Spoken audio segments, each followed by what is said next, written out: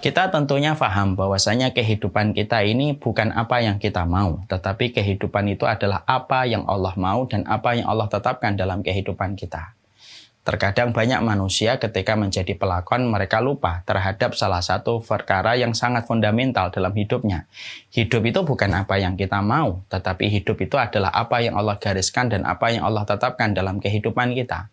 Karena sesungguhnya kita ini hanyalah makhluk dan Allah adalah Khalik yang mengatur kehidupan kita dan Allah yang mengiris setiap peristiwa dan episode dalam kehidupan kita. Itulah kekuasaannya Allah dan itulah Allah ketika berkehendak dalam segala perkara dalam kehidupan kita. Ketika hidup itu bukan apa yang kita mau, disinilah kita sadar. Angin terkadang tidak bertiup sesuai dengan kehendak hati kita. Kadang-kadang kita ingin angin bertiup pada kehidupan kita ke utara. Tapi ternyata angin ditetapkan oleh Allah bertiup ke arah selatan. Kadang-kadang kita ingin angin itu bertiup ke arah barat, tetapi angin yang ditiupkan oleh Allah ke arah timur. Disitulah kita paham, disitulah kita ngerti. Hidup itu miliknya Allah. Hidup itu bukan miliknya saya, bukan miliknya kamu, bukan miliknya antum. Tetapi hidup itu adalah miliknya Allah. Dan inilah yang menjadikan kita harus mengerti. Sekali lagi, Allah yang menciptakan kehidupan kita, Allah yang memberikan seluruh hal yang kita butuhkan selaku manusia dan Allah memberikan apapun yang dibutuhkan makhluk ketika Allah menggariskan bahwasanya hidup dan matinya kita selaku manusia itu miliknya Allah.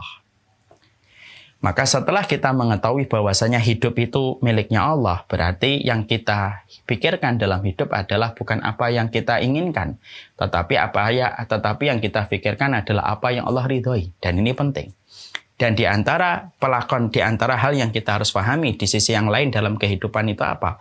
Sesungguhnya kehidupan seberat apapun yang kita rasakan, tentunya kita paham. Karena hidup itu miliknya Allah, maka pasti ada Allah dalam setiap problematika yang kita hadapi selaku manusia. Karena Allah itu yang menciptakan kita, Allah yang memberikan kehidupan, Allah yang menggariskan kematian. Berarti apapun yang terjadi antara kehidupan dan kematian, berarti Allah itu ada dalam kehidupan setiap manusia. Makanya salah satu di antara hal yang besar yang harus dilakukan kita dalam kehidupan itu adalah menyadarkan kembali pikiran kita bahwasanya ada Allah dalam setiap titian kehidupan kita. Bahwasanya ada Allah dalam setiap episode kehidupan kita. Karena siapapun yang mereka mengetahui dan mengimani bahwasanya Allah itu ada dalam kehidupan mereka, orang yang paling tenang dalam kehidupan mereka itu adalah orang yang mereka itu selalu yakin bahwasanya Allah bersama dengan mereka. Mari kemudian kita pahami salah satu kisah indah, yaitu adalah ketika kita menjumpai Rasulullah SAW. Ketika dalam satu peperangan Rasulullah SAW, kemudian ketika lagi kelelahan dan keletihan. Ketika beliau sedang berada dalam kelelahan dan keletihan, tiba-tiba ada seseorang yang sangat terkenal dengan kebengiasannya. Namanya adalah Daksur. Daksur melihat dan menjumpai Nabi sedang beristirahat di bawah satu pohon. Maka kemudian Daksur mengendap-endap dengan pedangnya yang sudah terkenal bagaimana track recordnya Daksur ketika membunuh banyak orang di medan peperangan. Dia mendekati Rasulullah, lalu kemudian dia mengacungkan dan menghunuskan pedangnya kepada Rasulullah. Lalu dia berkata, siapa yang akan menghalangi kamu dari pedangku ini, wahai Muhammad? Rasulullah yang saat itu sedang istirahat karena kelelahan di dalam peperangan, Rasulullah kemudian tersentak sebentar, lalu melihat Daksur.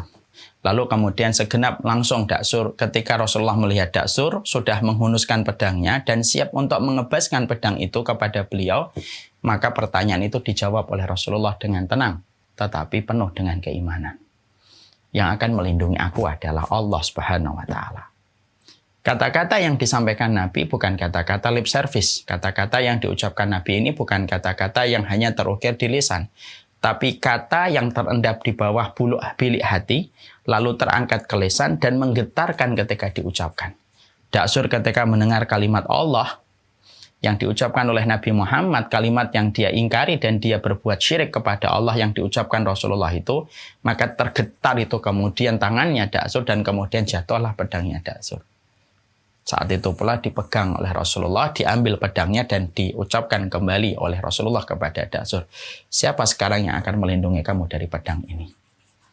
Peristiwa ini dicatat di dalam sejarah, memberikan kepada kita bahwasanya salah satu di antara hal besar dalam kehidupan ketika kita tahu bahwasanya kehidupan ini miliknya Allah, maka kita harus paham bahwasanya Allah itu ada dalam kehidupan kita.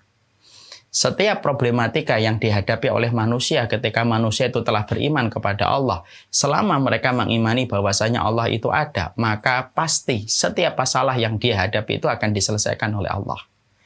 Bahkan ucapan seorang Nabi Muhammad ketika mengatakan kepada Da'sur yang telah mengancamnya di hadapannya dan akan siap untuk mengayunkan pedangnya, dan dia terkenal dengan track record dengan kekejaman dan kebengisannya, ketika Nabi mengucapkan Allah yang datang dari bilik hati yang paling dalam, terangkat dengan jiwanya, tergores, kemudian terpancar dalam ucapannya, menjadikan Da'sur itu kemudian akhirnya jatuh pedangnya, dan menjadikan akhirnya kita mendapati sebuah pelajaran besar ketika pada saat itu kita mendapatkan episode ini dari Rasulullah. Allah itu adalah sumber kekuatan dalam kehidupan setiap manusia, selama manusia tahu bahwasanya Allah adalah sumber pertolongan dalam kehidupan kita selaku makhluk yang lemah. Ini yang kemudian harus kita pahami. Dan ini tidak boleh menjadi bahasa normatif, tapi ini harus menjadi bahasa yang terasah kuat di dalam hati, tertancap kuat di dalam jiwa, dan menggetarkan ketika diucapkan. Banyak orang yang mereka itu bisa mengatakan Allah dalam setiap perkara, tapi bisa jadi di dalam realisasinya dia tidak menghadirkan Allah dalam apa yang dia jumpai dan apa yang dia dapati. Ucapan Allah hanya sekedar lip sync. Bukankah orang munafik juga meyakini ada Allah? Bahkan mereka bersumpah atas nama Allah, ittakhadhu aymanahum junnatan fasaddu an sabilillah. Mereka menjadikan sumpah itu tameng untuk menyesatkan orang dari jalan Allah, padahal mereka bersumpahnya atas nama Allah. Dan ini merupakan pembeda. Sesungguhnya Allah, ketika Allah itu hadir dalam kehidupan kita, bukan diucapkan hanya sekedar di lisan sepanjang lidah, tapi itu harus datang dari bilik hati yang paling dalam, sebagaimana itulah ucapan yang diucapkan oleh Nabi di hadapan Da'sur. Dan peristiwa itu menjadikan Da'sur masuk Islam ketika yakin bahwasanya yang dihadapi adalah seorang Nabi dan Rasul, hanya karena Rasulullah mengatakan kalimat satu kata, Allah. Tapi kalimat itu menjatuhkan pedangnya Da'sur yang selama track recordnya pedang tidak pernah jatuh di tangannya Da'sur.